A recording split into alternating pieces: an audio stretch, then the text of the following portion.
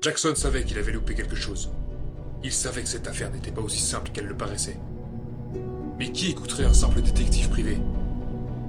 Il décida de retourner sur les lieux du crime, là où tout avait commencé. L'endroit était calme. Il n'y avait personne. Qui aurait pu se douter qu'une semaine auparavant, un meurtre avait eu lieu ici? La police avait déjà terminé son enquête. Par manque de preuves, ils avaient décidé de fermer le dossier. Le coupable était toujours en liberté, et Jackson savait qu'il n'était pas si loin que ça.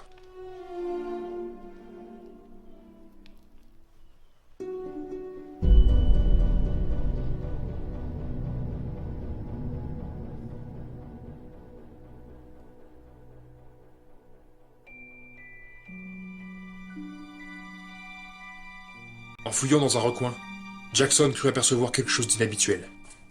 Quelque chose qui n'avait rien à faire ici. Quelque chose qui n'avait rien à faire ici. Quelque chose qui n'avait rien à faire ici. C'était un morceau de tissu d'une quinzaine de mètres. Oups, faute de frappe. C'était un morceau de tissu d'une quinzaine de centimètres. Jackson en déduit qu'il devait appartenir au coupable. Il décida de continuer à fouiller les lieux à la recherche d'éléments qui auraient pu échapper à la police. Bonjour. Putain, qu'est-ce que tu fais là? Bah je viens de me lever, mais tu bosses là?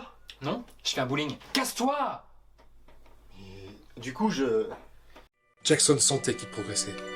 Il savait pertinemment que la police n'avait pas fait son boulot correctement. Jackson aperçut autre chose.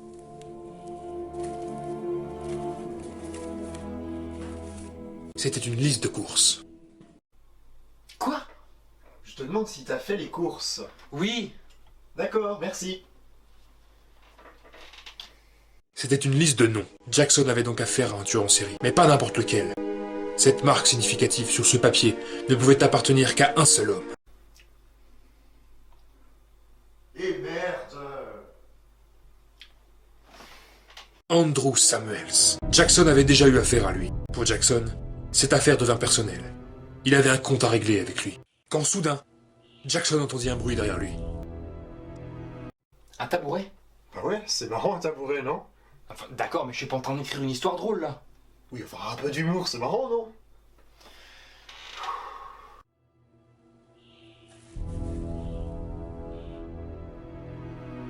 Comment ça, il voit rien? Bah ouais, il se retourne et là, bim, surprise, y a personne. Quel est l'intérêt? Bah je sais pas moi, le suspense, le mystère, là, tous ces trucs-là, là.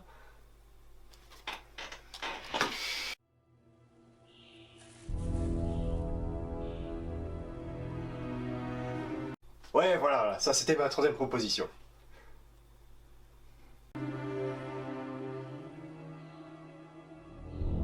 J'ai oublié mon couteau.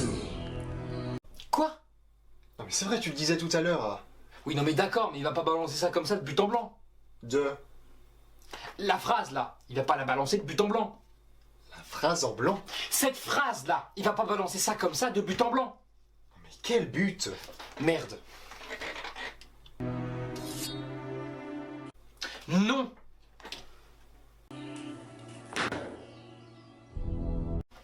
D'où tu veux qu'il sorte ça? Ah bah au moins c'est original. Moi je trouvais que c'était plutôt une bonne idée. Le couteau dans le but en blanc. Dégage. Oh. Je vais faire des crêpes. On dirait que l'un de nous deux ne rentrera pas ce soir. Tu as commis ton dernier... Touche de merde, putain. Elle est bloquée. Mais elle est bloquée. Ouais. On dirait que l'un de nous deux ne rentrera pas ce soir. Tu as commis ton dernier crime, Samuel. Putain de touche majuscule. Laisse-moi rire. Tu sais aussi bien que moi que tu n'es pas capable de m'arrêter. Combien de fois as-tu essayé? 7 fois? 8 fois? 9 fois peut-être? Tu n'es qu'un incapable. Qu'est-ce que tu vas faire maintenant? Tu vas me tuer? Faut rien. Ah oui, non mais du coup on revient au point de départ.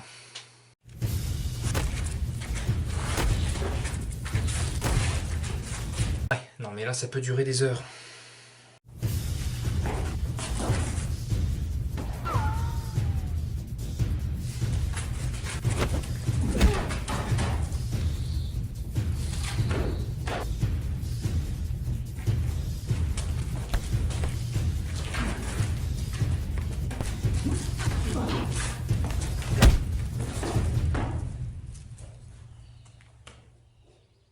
Ah oui, non, mais moi je suis dans la merde du coup là.